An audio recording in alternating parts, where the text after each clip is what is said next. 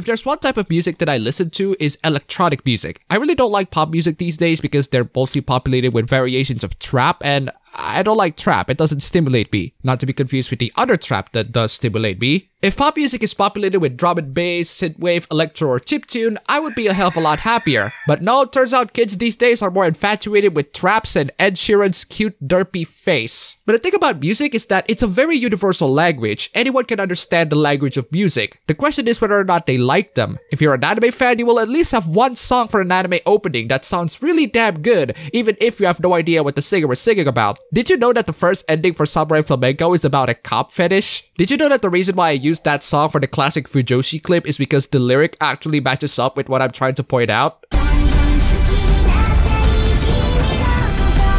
Still, the song is pretty catchy, and so are a lot of anime songs out there, and people not only remember them, but they also tend to celebrate it.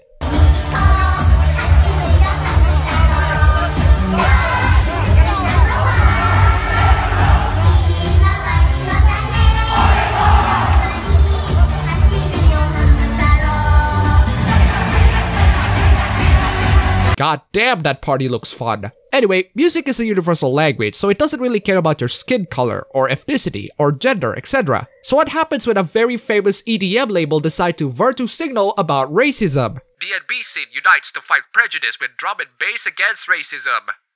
No, I'm not kidding. This article actually existed in the official UKF website. I am considering my Monster Cat subscription if they decided to pull this off. If there's any genre of music that stands up to racism by its very nature, it should be jungle and drum and bass. It's black music, it's roots, it's sound systems, it's a melting pot culture that united race and classes as a movement with an energy and ideology stronger than age-old xenophobic principles handed down through our age-old racist institutions and ideologies. Handed down through our age-old racist institutions and ideologies. What racist institutions? What racist ideology? You're talking to me as if I know about all of those things. Yet unfortunately, drum and bass is not free from racism. Just over 2 weeks into 2018, there has been several significant examples of blatant prejudice and racism on social media within our genre. Earlier this month, Rapture co-founder Mantra and Digital both experienced alarming criticism for making valid points about the lack of diversity on lineups this year. And Wait. Lack of diversity in lineups. To those of you who preach this sort of stuff, can you please tell me why the producer's skin color is important when in the industry you have Daft Punk, Marshmello, and Deadmau5? I have tons and tons of music from tons and tons of EDM producers out there, and I have zero idea how their face looked, nor do I care. They make good music. Why do diverse lineups matter to you so much? I think you guys really need to see the movie Frank. That or stop caring about race so much, you racists. And this past weekend, we also witnessed some particularly hateful and insidious remarks by serial troll Mistabishi. He has since had his repertoire removed from Hospital Records, the label he was once signed until 2009, who have announced they will pay any royalties they receive from his music in future to the Love Music Hate Racism organization. Big up, Hospital!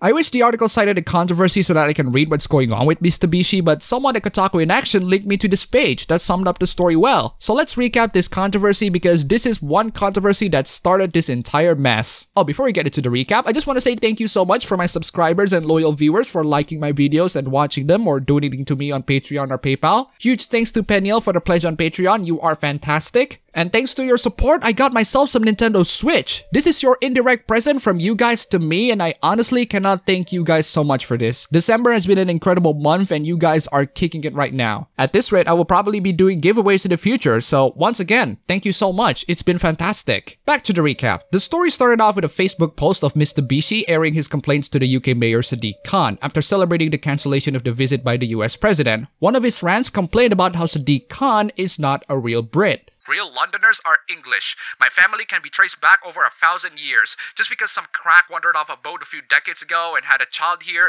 doesn't automatically make them from here. Khan is from a migrant family. He's not English and London is not his capital city. He is a Muslim and his capital is Mecca. Are you proud that London's crime statistics are spiraling out of control and our public services are crumbling under the weight of an important third world population explosion? Have you ever been to Tokyo and witnessed what a functioning ethnically homogeneous first world modern city is like?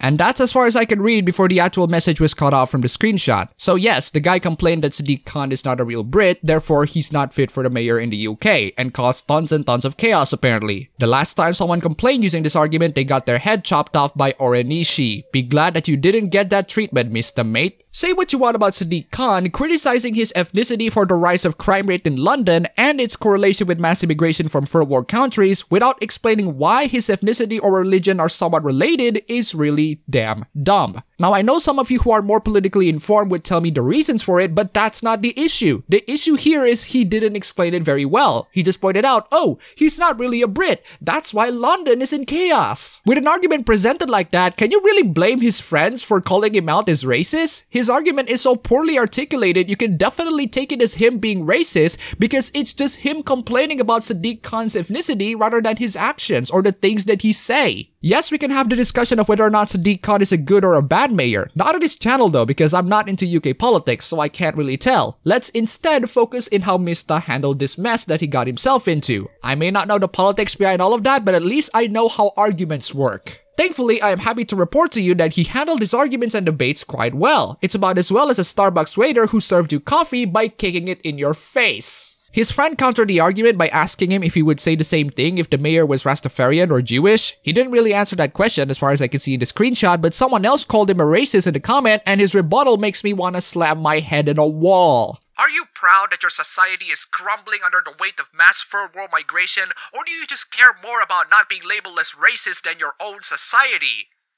Mate, you just criticized Sadiq Khan for not being a real Brit. You can't criticize someone just because of their ethnicity and then deny the accusation of being called racist. I know that the other person is being confrontational about it, but all you need to do is to look back at what you criticized Sadiq Khan for. You literally criticize him for not being a real Brit. The "you can't just label people as racist" defense only works if you haven't made any comments that are racist. And by racist, I mean criticizing someone just because of their skin color and or ethnicity and then attributing that to horrendous things happening in the world. His very last statement was just him telling the other person that people are committing more crimes. What does that have to do with Sadiq Khan being a Muslim or the son of an immigrant? Explain please, provide context and some trail of logic. Other screenshots that I got also has him asking what's wrong with not wanting your neighborhood flooded with people from crap hole countries. One person said, oh sure, all white people in UK are great, but his response is, hey, at least they're not melting each other's faces off. Yeah, those hooligans and football fans might have caused a bit of a ruckus like riots and violence, but at least we don't permanently ruin people's faces off with acid. I looked at his other posts in the forums and I can safely conclude that this person is legit racist. Here's a forum post of him saying the N-word all the time with great variations of words such as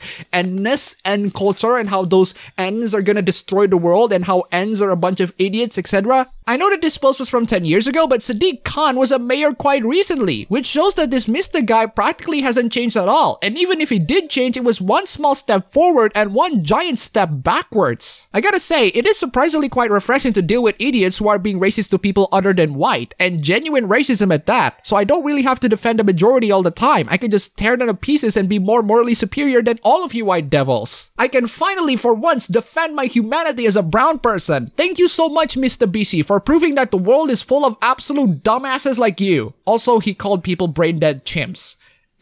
What a douchebag. But sadly, this break has to end because while Mistabishi is just one person, UKF and the drum and bass community are more than just one person. While one person can be racist into a particular group of minorities, an entire group of people can also be racist to an entire majority race in order to solve the previous issue. That's right, these guys are going to solve racism by doing the opposite end of the spectrum. Instead of being racist to migrants, we're going to be racist to white people. How? By presuming that they're all guilty. Just check out this brilliant interview with the founder of the group Drum and Bass Against Racism. It is sad that groups such as Drum and Bass Against Racism have to exist this day and age. It is. Looking outwardly, drum and bass should be the perfect embodiment of what should be a racism-free community, but even within our ranks, we have a lot to learn. Racism isn't all skinheads and swastikas. It's ideas you carry about people and how you interact with those ideas throughout your life. A lot of people have said to me, what are you talking about? There's no racism in drum and bass, but to think like that is naive. We function in this society and we absorb the ideas of our society and we carry them forward.